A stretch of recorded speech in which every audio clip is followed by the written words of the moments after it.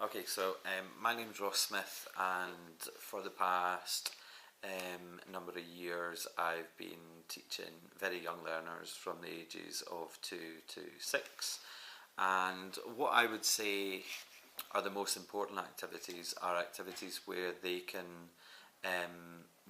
be active.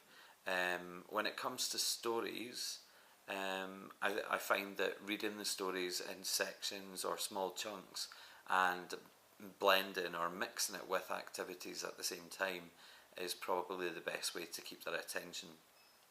If the stories are too long or too wordy, then very often they become distracted or disinterested in what's happening. So I find that, for example, if you're reading a story about animals, getting them to imitate the animals in between pages or making the sounds of the animals, and other activities like that. I find also that you should try and find a theme within the book. For example, the natural world.